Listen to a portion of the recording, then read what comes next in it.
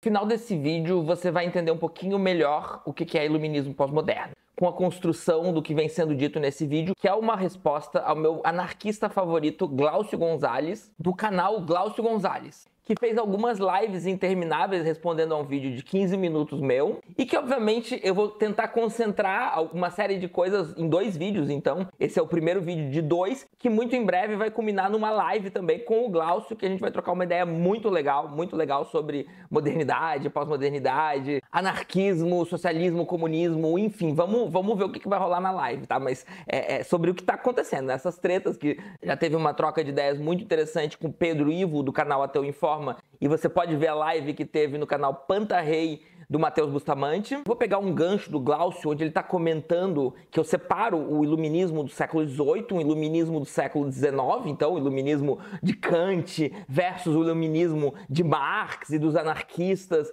e chegam num iluminismo do século XX, que teria então os pós-modernos, Foucault, etc. E ele vai dizer que os socialistas como um todo não vão ser iguais aos iluministas. Uma ruptura epistemológica, a um método diferente, a um paradigma diferente. Isso tudo é baseado no materialismo, tanto de Bakunin quanto de Marx. E eu achei isso muito bom, eu achei isso maravilhoso. Isso vai me ajudar a explicar o que eu entendo por iluminismo, o que eu entendo por pós-modernismo a partir desse gancho, e por que então, que muitas vezes eu me digo Foucaultiano, marxista, pós-moderno, comunista. E isso nem fecha as portas para o anarquismo, tá? Eu realmente estou estudando David Graeber, o Glaucio até me alfineta, né? O David Graeber veio ontem, né? Alguém que faleceu alguns anos atrás, então ele não é Bakunin, ele não é Proudhon, eu não tenho conhecimento dos clássicos, mas eu tô lendo bastante David Graeber, estudando bastante ele, e ele é alguém que lê os clássicos, então ele pensa considerando isso tudo, e eu diria que não é pouca coisa, tá? Não é pouca coisa, eu recomendo todo mundo ler o David Graeber. O Despertar de Tudo, Dívida, um projeto de democracia e o anarquismo do século XXI. Mas o que eu queria dizer é que quando eu penso em iluminismo, esse iluminismo do século XVIII,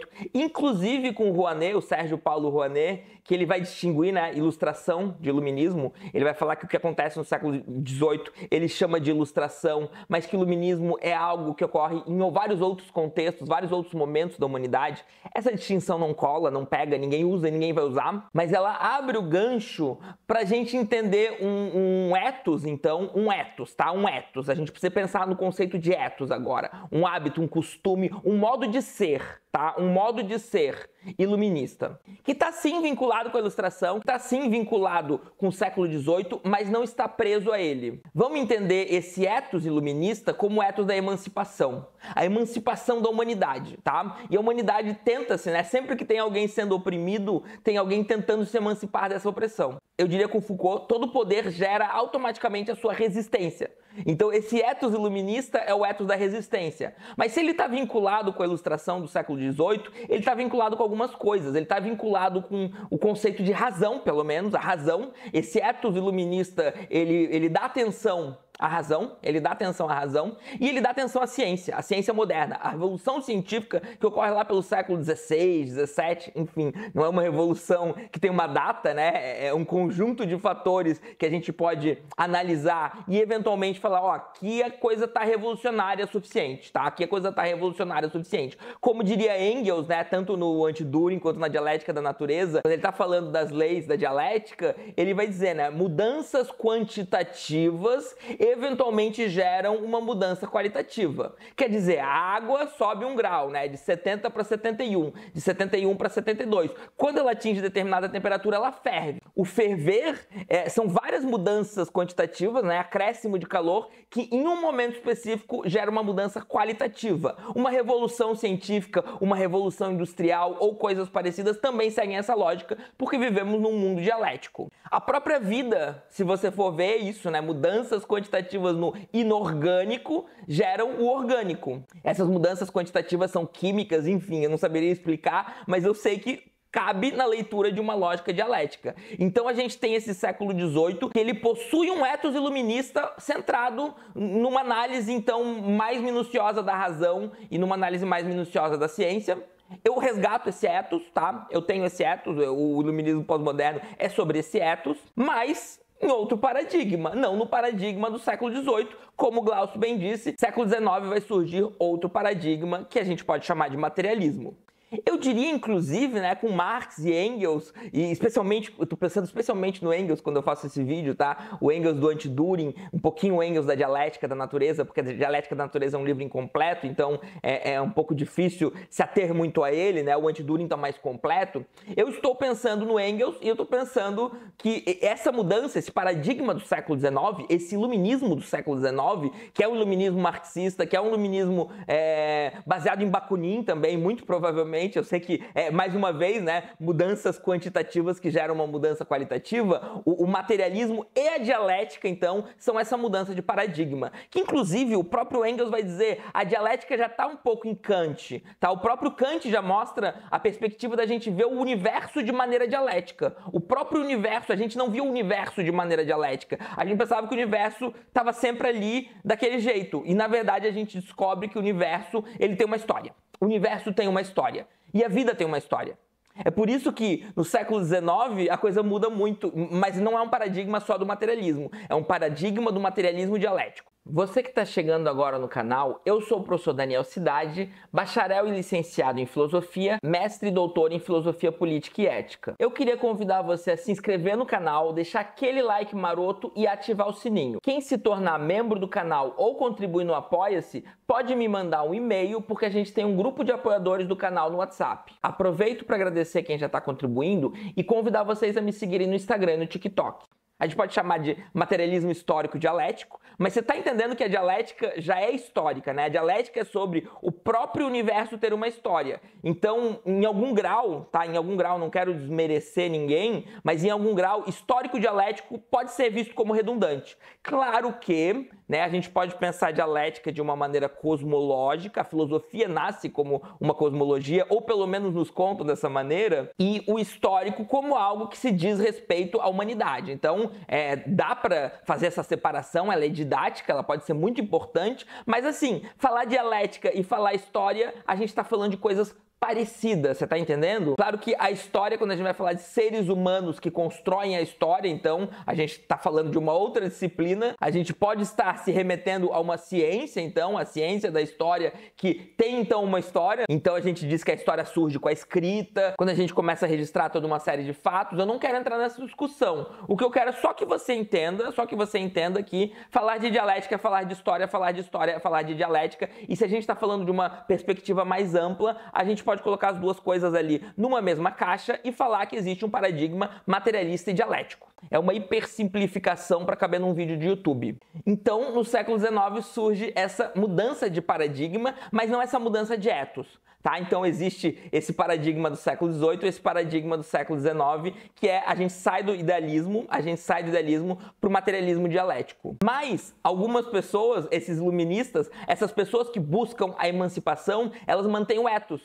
E século XX é a mesma coisa. Então, tanto eu, quanto Glaucio, quanto Pedro, a gente mantém o ethos do iluminismo. Gostemos ou não do termo. O ethos da emancipação, que está em Bakunin, que está em Engels, que está em Marx, que está em várias outras pessoas, que não necessariamente está em Hegel, né? O Hegel tem lá a dialética, mas não necessariamente o ethos do iluminismo. E daí eu queria trazer um pouquinho, de maneira bem leve, o conceito de episteme em Foucault. Para Foucault, que vai escrever sobre o conceito de episteme, especialmente nas palavras e as coisas, ele vai dizer que existem 3 epistemes e que agora a gente está na episteme da história, a era da história. Tá? Episteme é o modo, são as regras discursivas, as regras através das quais a gente produz enunciado científico. Então, nós estamos produzindo conhecimento científico dentro de uma episteme que ele vai chamar de era da história, que por acaso, não tão por acaso na verdade, tem a ver com essa percepção que vai se desencadeando através de inúmeras mudanças quantitativas, então, tá? Inconscientes, inclusive, embora a gente possa jogar luz a essa inconsciência, mas inconsciente, essas mudanças quantitativas inconscientes geram uma mudança de episteme, que a gente pode chamar de histórica, então, ou de materialista dialética, enfim, Foucault não gosta de usar os termos marxistas, embora ele esteja muito mais próximo do marxismo do que parece. Essas mudanças geram uma mudança global, então, onde a gente produz conhecimento científico, conhecimento válido, conhecimento que vai ser validado, legitimado socialmente pelas comunidades que produzem esse conhecimento. De certa maneira, as regras do jogo mudaram. E as regras do jogo são materialistas e dialéticas, ou, como diria Foucault, históricas, a era da história. O universo possui uma história. Se você nega isso, você não está sendo científico. A vida possui uma história. Se você nega isso, você não está sendo científico. Só por curiosidade, as 3 epistemes são a era da semelhança, a era da representação e a era da história. Então, independente do que eu acho ou deixo de achar, as regras do jogo mudaram e eu só consigo produzir conhecimento científico, eu só consigo produzir um raciocínio filosófico que seja digno de ser levado em consideração dentro das regras discursivas nas quais a gente trabalha, se eu for materialista dialético. Se eu levar em conta a história. Por isso que Foucault usa muito história. Os livros de Foucault são muito mais históricos do que filosóficos. Ele manda várias questões filosóficas ali, mas é produzindo história que Foucault produz filosofia. Eu convido vocês a levarem a sério aquela frase de Marx e Engels que está na ideologia alemã. Não é consciência que determina a vida, é a vida que determina a consciência. Então, até mesmo a nossa consciência, o eu, tem uma história. Tem uma história, e é uma história biológica, e é uma história histórica, e é uma história cultural. E daí eu queria reformular a frase em termos Foucaultianos, que Foucault não usa, na verdade, em termos meus, mas baseado em Foucault, baseado em Marx, baseado em Engels, e dizer que não é a consciência dos indivíduos que determinou o materialismo e a dialética. Foi o materialismo e a dialética que determinou a consciência dos indivíduos. Foi porque as relações materiais estavam mudando que foi possível produzir conhecimento dentro de uma outra episteme e estar hoje, conseguir pensar apenas a partir dessa episteme. Pensar e produzir conhecimento científico válido, porque podemos e temos muitos resquícios da episteme antiga, da episteme idealista, e no próximo vídeo eu vou mostrar para vocês como o próprio Glaucio e o Pedro são idealistas, ainda que não queiram, ainda que talvez sintam-se ofendidos comigo em chamá-los de idealistas, e daí sinto muito beijinho no ombro. Mas eu queria perguntar para vocês, sempre que você estiver ouvindo um marxista, questione ele, o quão ele está levando a sério essa ideia de que não é a consciência que determina a vida, mas é a vida que determina a consciência. Porque Foucault levou isso muito a sério. Foucault levou isso muito a sério, escreveu o livro As Palavras e as Coisas, inclusive para tentar sofisticar mais o debate, para tentar dar a tonalidade dele, a tonalidade Foucaultiana para o debate. É um livro pesado, é um livro denso, é um livro que o Foucault até nem se torna o livro favorito, depois ele segue outros caminhos, mas está lá. Tá lá. Por isso que Marx e Engels são, eu diria, proto-pós-modernos, né? No sentido de que eles são mudanças quantitativas, eu diria até qualitativas, dentro disso que vai ser a pós-modernidade. E daí o marco histórico onde a gente traça, não, a pós-modernidade surgiu aqui, etc. Não dá para fazer isso com a história. Não é tão simples assim. Então, eu não tenho uma data para dizer, ó, a pós-modernidade surgiu, né? Inclusive, existe outro elemento, né, que o Lyotard vai dizer, a incredulidade perante as metanarrativas, bababá, também pra gente pensar, olha, mais uma mudança qualitativa dentro daqui agora do que a gente pode chamar de pós-modernidade. Então, talvez, né, não seja só o materialismo e a dialética que a gente vai chamar de pós-modernidade, a gente precisa de alguns outros elementos, mas a gente não vai tratar deles nesse vídeo. Por isso que a minha resposta ao Glaucio, né, o Glaucio em algum momento ele fala assim, olha, o Daniel tá pensando do jeito dele, mas não é o que muitos outros autores pensam. Eu tô tentando responder isso. Essa intuição do Glaucio, onde talvez eu esteja pensando de maneira própria, mas, né, se eu quero explicar o que é pós-modernidade, eu deveria me ater mais aos outros autores, e eu vou dizer que não.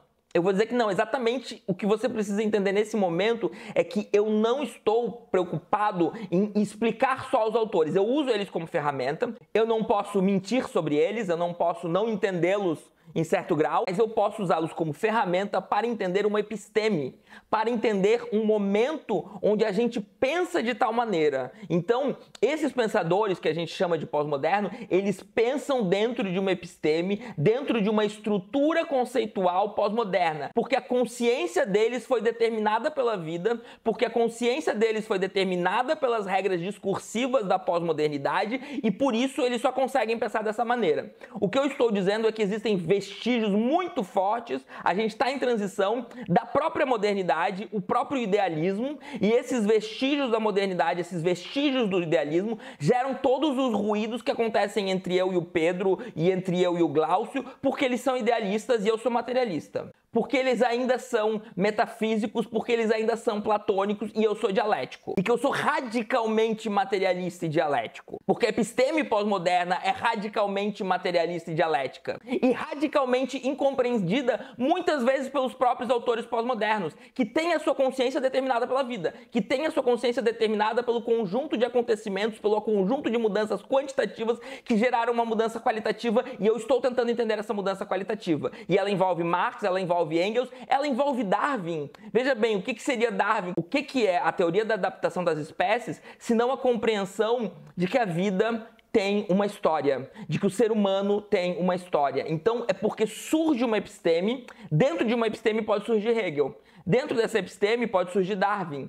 Dentro dessa episteme, eventualmente, pode surgir Einstein, né? Que o próprio Marx e Engels não tiveram contato com o pensamento de Einstein. Dentro dessa episteme pode surgir Freud. Dentro dessa episteme pode surgir Lacan, pode surgir Judith Butler, né? Teoria queer. O gênero tem uma história. O gênero tem uma história. Tudo tem uma história. Somos radicalmente dentro da era da história, dentro do materialismo histórico dialético, ainda que muitos nem gostem da terminologia do século XIX de Marx e Engels, porque entendem que é muito maior do que isso. Então, sim, tem muitos autores que pensam de diversas formas e eu não sou alguém que está tentando fazer um apanhado geral desses grandes autores, embora eu me utilize deles. Me utilizo muito de Foucault, me utilizo muito de Nietzsche, me utilizo de Richard Roth e de outros, inclusive muitos autores eu leio um livro ou dois, né? Não faço um apanhado da obra inteira, porque ninguém tem tempo para tudo isso, né? Eu não tenho tempo livre. Se você contribuir com o canal e me ajudar a ter mais tempo livre, ter mais recursos, isso facilita, mas mesmo assim existe um teto para isso, existe um teto. Por isso também